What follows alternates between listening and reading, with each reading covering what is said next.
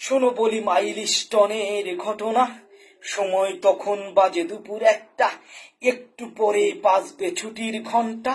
সোনামণিরা ফিরে যাবে তাদের আপন ঘরে, বাবা মায়েরা তাদের জন্য অপেক্ষা করে। সোনামণি তো ফিরে আসে না, মায়ের মনটা জানি কেমন করে। খোকার বাবা গিয়ে দেখো না, খোকা কেন ফিরে আসে না। খোকার বাবা ছুটে চলে যায়, দেখে স্কুলের প্রাঙ্গণে একটা দানব আশ্রে পড়েছে খোকার স্কুলের প্রাঙ্গণে। চারিদিকে সবকিছু হয়ে গেছে আগুনে পুড়ে ছাই। এখন আমি আমার খোকাকে কোথায় খুঁজে পাই? স্কুলে যখন খোকা যায় তখন বলেছিলাম, বাইরের খাবার যেন খেও না, বাবা তুমি গরম ভাত খেও।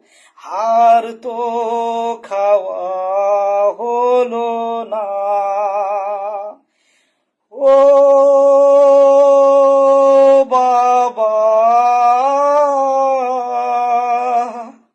হারিয়ে ফেলেছি তোমাকে বাবা, আমার সোনা মানি।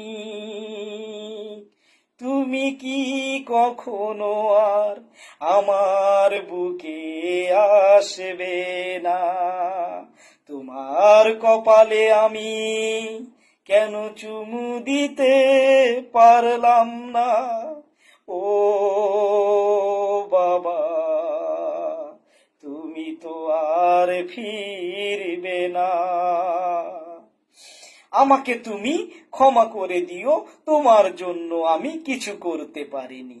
একটা বাবার কাঁধে যখন উঠে লাশ, সেই বাবার জন্য কত যে যন্ত্রণা, তোমরা তো তা বুঝবে না। আর কত ঝরলে রক্ত, আমাদের বিবেক হবে জাগ্রত। আমরা কবে হব মানুষ, আমরা কবে হব সচেতন? কেন স্কুলের প্রাঙ্গণের উপর দিয়ে বিমান চলতে হবে? আর কি কোনো জায়গা তোমরা খুঁজে পাওনি তবে?